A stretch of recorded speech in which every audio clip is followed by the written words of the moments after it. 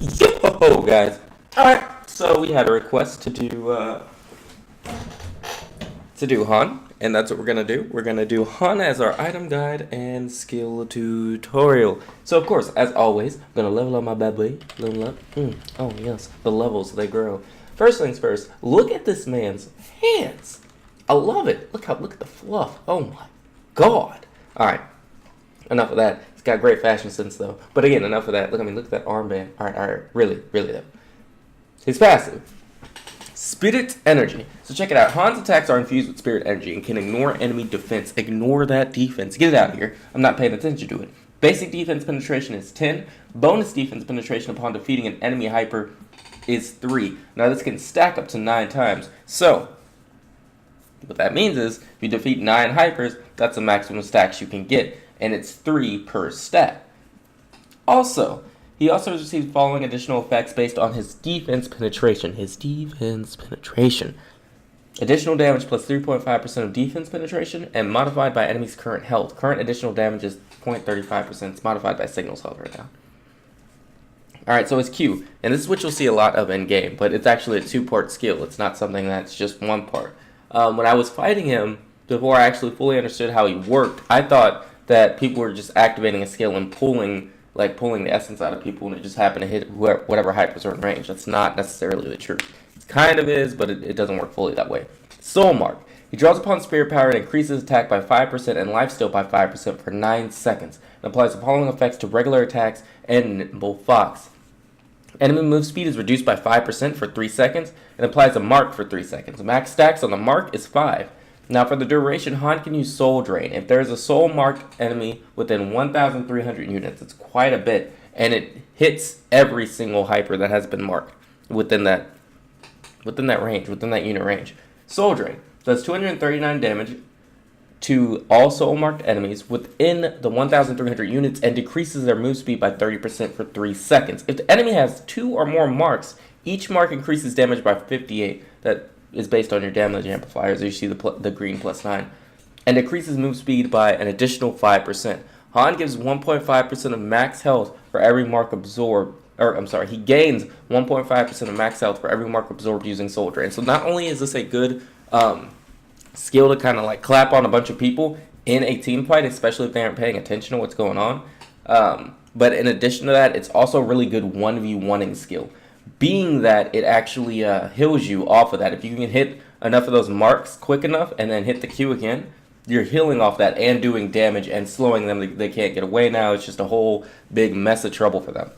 Alright, so his W. This is something that you've seen used a lot. So, I mean, you've seen this. There's no way you could miss this fighting him. Foxfire. He teleports forward 900 units, leaving a Foxfire behind for 5 seconds. Press the skill again to activate it again and teleport back to the Foxfire as long as the Foxfire is up, within the time you press the skill again.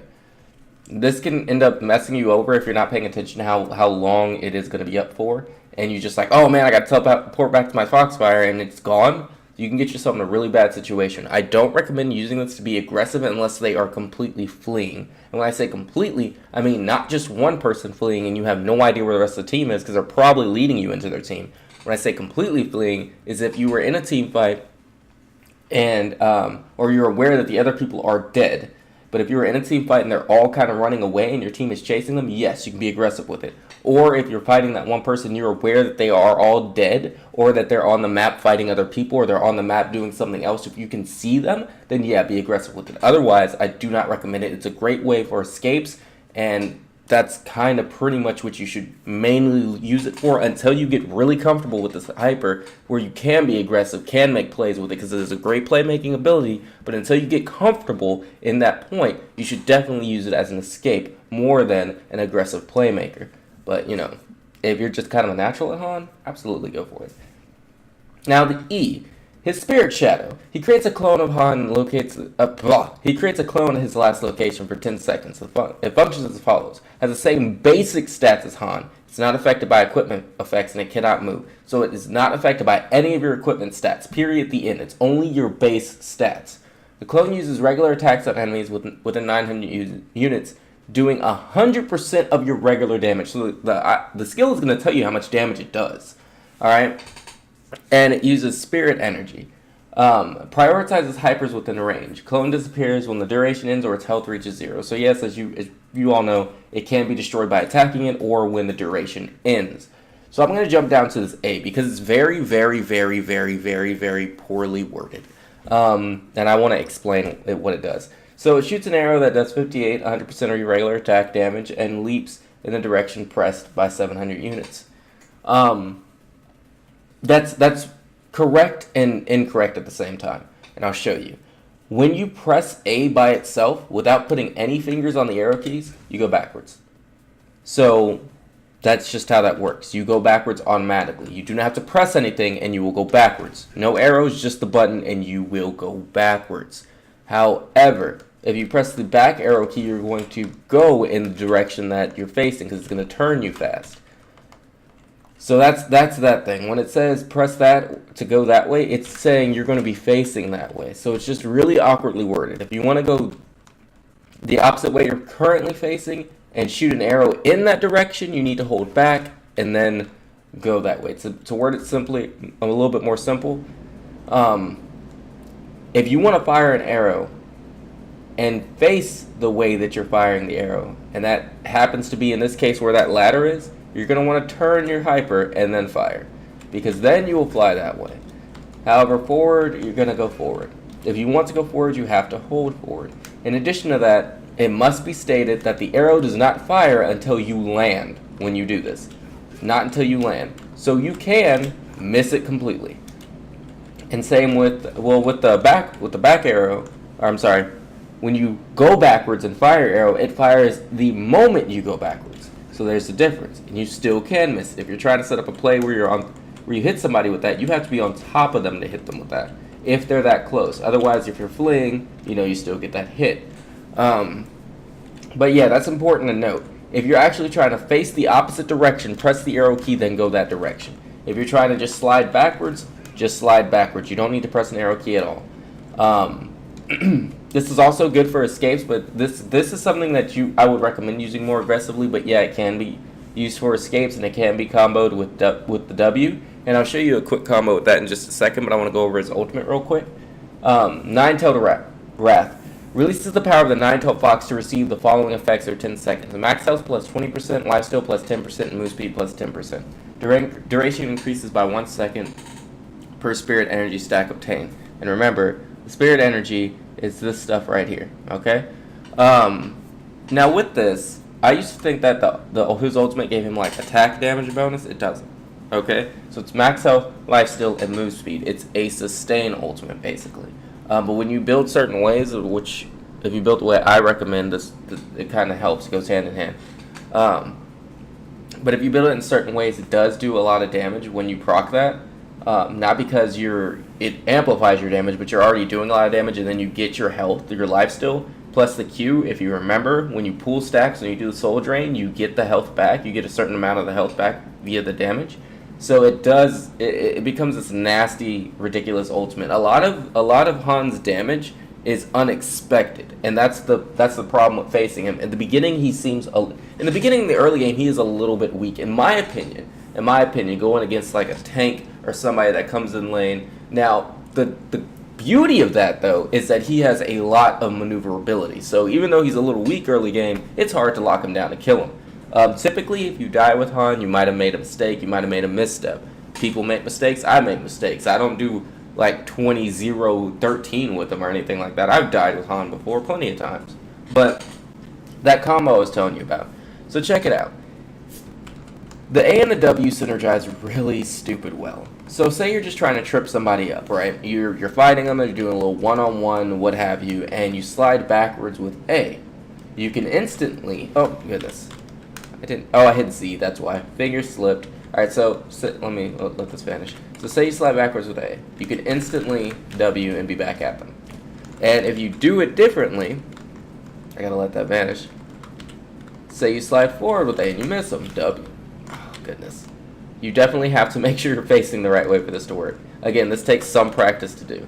So you slide forward with A, you miss them, turn around W. There you go. And if they start doing a lot of damage to you, you can just zip back to them. Now, you can just do that even if they're not doing a lot of damage to sort of throw them off. So you would slide forward, go A, W, W again, then just start slapping them with it. Also, you can do something like this. You can slide forward with A, turn around W, hit them a few times, then just start doing that. And you don't even have to walk forward. I'm showing it to you very slowly, but it can be done a lot faster. If I try to do it that fast, I might make a few mistakes, so bear with me. Because it is something that I'm still trying to master as far as he's concerned. But you can slide forward with A, W back, E, W, and then there you go. Now at this point, obviously you can proc your Q. You can see the Lotus stacks at the bottom, max stacks is 5, and then Soul Drain. Now they are slowed in addition to to taking that damage, but if you notice, the slow animation on this is different than with the slow animation on an item. You see the slow animation there. Now when I proc my Q for the Soul Drain, that's the slow on that. It's a dark bluish turquoise kind of color. It's pretty obvious. Alright, so that's enough of that. We'll show you the ultimate just so you can have a kind of feel what it looks like. And you get your life steal, in your max health, all that good stuff. All the things that it said it would do for you. Move speed, life steal, max health, all that goodness. Now, I'm going to go over the items that I choose to run with Han because I feel that these are the more optimal items for me. So, now remember, you get, again, remember this as I'm going through this, you get additional damage based on your defense penetration. You get additional 3.5%, so a lot of my items have defense penetration for that reason. Anywho, so this build is basically like a tank killer. Anywho, so I start with Slaughterer's Gators. Why? Because the lifesteal is fantastic early game since I feel he's a little bit weaker than most other strikers. There we go. And then move speed. And then it increases defense penetration based on my attack. So 7% of my attack, I get an increase on defense penetration. So that goes hand in hand with my passive. Cursed Arrow is the only unique item that I get for him, but all his uniques are actually pretty good and they can work with different playstyles. In all honesty, he's one of the few hypers I can say that comfortably with. Like, you can pick any one or any two of his uniques, or even 3 of his uniques, for a certain type of playstyle, and it'll work perfectly. Hell, if you wanted to, you could do all 4, but I wouldn't recommend it. But hey, some people like running that. Anyway, this is attack and defense penetration, attack and defense penetration, attack and defense penetration. However, it increases my regular attack range by 100 units. That's not big, but it's a nice little bump. But the reason why I get it is because it enhances Soul Mark. You get a buff while Soul Mark is active now when this item is fully complete. You get attack plus 5% and lifesteal plus 5%.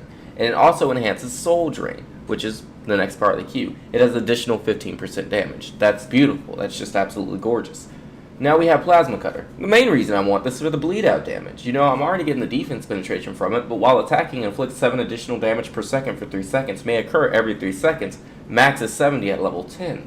That is beautiful, man. So I already have skills that slow people down. Now I'm going to watch them bleed out as they're slowed down. Oh, my, please. Yo, it doesn't get better than that. I mean, it does, but you know. Lightning Cross. Now, this one was iffy for me, but it actually works really well with it. So I get attack, defense, penetration, and crit rate. I'm not really concerned about the crit rate, but regular attacks have a 15% chance to strike with lightning, doing a continuous 130 damage up to 4 enemies. Max 130 at level 10. Multiple hits on the same enemy have 70% decreased damage. It actually comes in handy, and you do get it a lot more often than you would think. That 15% is a lot higher than it probably should be, but it makes the item worth it. In all honesty, if they lowered the percentage on that, the item wouldn't really be worth it. It would probably never be bought again. Fury of the Wild. Alright, defense, penetration, and attack. But check this out. Regular attacks activate Rage for 5 seconds. Increase attack by 2, increase attack speed by 1%, and activates Mania effect, which when 10 Rage is stacked. Defense, penetration plus 15, and attack speed plus 5%. So that just does a whole lot for Han. The defense, penetration, the attack speed bonus, and the attack bonus. It's just ridiculous. And all you have to do is keep sitting there and hitting people. That's it. That's it. And then we have Dragon's Bane. Attack and crit rate increases the critical damage by additional 20%. I just want a little crit on him, so when I'm hitting those defense pin rounds, because basically what they are, they're rounds, they're just arrows or volleys. Some of those hits will be nasty and just kind of snipe health out of them. Now I want to show you this on his Fury of the Wild, because I feel like a lot of people don't understand completely how it works. So when you do one hit, you get 1 stack up here, and then it has a few seconds before the stack vanishes. Now, that being said, this does not count as stacks, guys. This does not count as stacks because that is still a skill hitting. It's not a standard attack. It's not a regular attack. It's not a normal attack. That's just a skill hitting. So these are the only things that count as stacks. And then once you hit 10, you can see my attack speed increasing. Now it's just insane. Well, it's not super high, but with other items it does get a little bit faster. But out of all the items, it's the only one I really wanted to show you guys. I mean, I can show you this one, so you can see how often it actually does proc. It's 15%, but even at 15%, it still hits pretty often. But he's gonna die before it hits again, and gives you a nice burst of damage. I've seen some people play with Breath of Fire on him. I don't think that that's a really optimal item to build on him. Because yes, you do use your skills like every other striker, use your skills, but you're not really dependent on them. And most of your skills are kind of like evasion sort of deals. Speaking of which, it's the last thing I will show you guys. So I'm going to teleport here and I'm going to jump up here. Now I'm seeing that my timer's right there, so I'm good. I can teleport right back down there. You're not restricted from teleporting from layer to layer. You can do that. But anyway, guys, this was a quick, simple guide to Mr. Han. And I really enjoy playing him, in all honesty. He's probably one of the few strikers I'm going to start picking up again once I get heavy into the game again. But I hope this was helpful. Y'all have a great day, morning, noon, or night. And get a good cup of coffee, milk, water, tea, whatever it is you're drinking to make your day a little bit better. And as always, get a yo-ho-ho in there. This is Monolith Shadow, the captain of the Shadow Crew, signing out. I will see you guys on the next one.